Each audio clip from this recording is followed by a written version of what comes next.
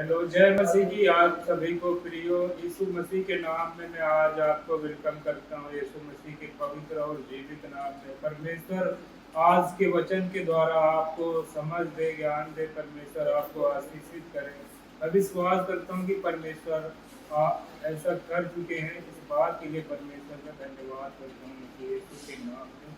मैं आज आपको वचन बताने जा रहा हूँ परमेश्वर का, जो कि मत्ती अध्याय 7 का वचन 24 है। घर बनाने वाले दो मनुष्य, बुद्धिमान और मूर्ख। इसलिए जो कोई, यीशु मसीह जी कहते हैं कि इसलिए जो कोई मेरी ये बातें सुनकर उन्हें मानता है वह उस बुद्धिमान मनुष्य के समान ठहरेगा जिसने अपना घर चट्टान पर बनाया। यहाँ पर प्रभु यीशु मसीह जी कहते हैं कि जो मेरी मतलब आज्ञाओं को मानता है वो उस बुद्धिमान मनुष्य के समान है जिसने अपना घर चट्टान पर बनाया है। और चट्टान पर बना हुआ घर जो होता है वो कभी टूटता नहीं, बिखरता नहीं, कितना भी तूफान आ जाए। और यीशु मसीह जी ये कहते हैं कि जो मेरी आज्ञाओं को मानता है वो ऐसा ही है।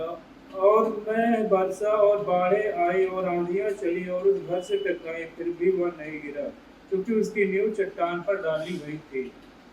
परंतु जो कोई मेरी ये बातें सुनता है और उन पर नहीं चलता वह उस निर्बुद्धि मनुष्य के समान ठहरेगा जिसने अपना घर बालों पर बनाया। प्रभु यीशु मसीह जी कहते हैं कि जो मेरी आज्ञाओं को नहीं मानता, मेरे वचन पर नहीं चलता है, मेरे भय नहीं रखता है, वह उस निर्बुद्धि मनुष्य के समान है जिसने अपना घर बालों पर बनाया है।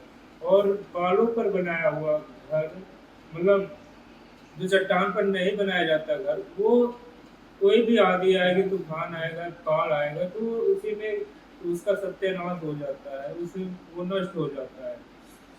तो प्रभु यीशु मसीह कहते हैं कि जो मेरी आज्ञाओं को नहीं मानता वो ऐसा है। तो मेरे प्रिय भाइयों, हमें क्या करना है? परमेश्वर के वचन पर चलना है, परमेश्वर को मानना है। कितना भी तूफान आएगा, आंधियां आएगी, चट्टान आएगा, ये परमेश्वर का मंदिर है, ये कभी नहीं गिरेगा। और यीशु मसीह इसी मंदिर के बारे में बात कर रहे हैं। जो हमारी देह है, ये परमेश्वर का आत्मा का मंदिर है, परमेश्वर का घर है। अगर कितना भी तकलीफें, मुसीबत आएगी, ये नहीं ढाएगी, नहीं नष्ट होगा जब तक हम परमेश्वर के वचन पर चलेंगे।